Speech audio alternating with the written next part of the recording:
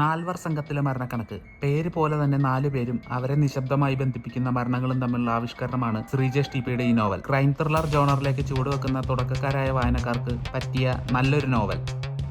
Jason, Dineshan, Deepan, Nasar എന്നിവരാണ് ഈ കഥയിലെ 4 സംഘം. ഇവരിലൂടെയാണ് കഥ മുന്നോട്ട് പോകുന്നത്. എല്ലാ മാസവും ഒരു രാത്രി ഒരു വെള്ളമടി പാർട്ടിക്കായി അവർ ഒത്തുകൂടാറുണ്ട്.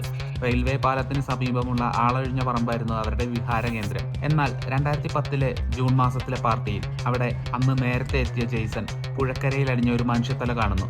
പകച്ചുപോയ ജെയ്സൺ പിന്നാലെ വന്ന സുഹൃത്തുക്കളോട് കാര്യം പറഞ്ഞതുമില്ല. അവരറിഞ്ഞാൽ പോലീസും നാട്ടുകാരും വന്ന് പാർട്ടി അലങ്കോലമാകുമെന്ന് കരുതിയാണ് അങ്ങനെ ചെയ്തത്. വർഷങ്ങൾ കടന്നുപോയി. മറ്റൊരു ജൂൺ മാസം അതേ പുഴയിലൂടെ തലയില്ലാത്ത ഒരു മൃതദേഹം ഒഴുകി വരുന്നു. പോലീസിന് സ്വാഭാവികമായി അതിനു പിന്നാലെ അന്വേഷണം തുടങ്ങേണ്ടി വരുന്നു. ആരുടെ മൃതദേഹമായിരുന്നു അത്? വർഷങ്ങൾക്ക് മുമ്പ് ജെയ്സൺ കണ്ട ആ തലയുമായി ഈ മൃതദേഹത്തിന് ബന്ധമുണ്ടോ? ഈ 4 സംഘത്തിന് ഈ മരണങ്ങളുമായി എന്താണ് ബന്ധം? ആദ്യ പകുതി പോലീസിന്റെ ഭാഗത്തു നിന്നുള്ള അന്വേഷണവും രണ്ടാം പകുതി കൊലയാളിയുടെ ഭാഗത്തു നിന്നുള്ള വിശദീകരണമാണ് നമുക്ക് കാണാൻ സാധിക്കുന്നത്. 150 പേജുകൾ മാത്രമുള്ള നല്ലൊരു ക്രൈം ത്രില്ലറാണ് ഈ പുസ്തകം.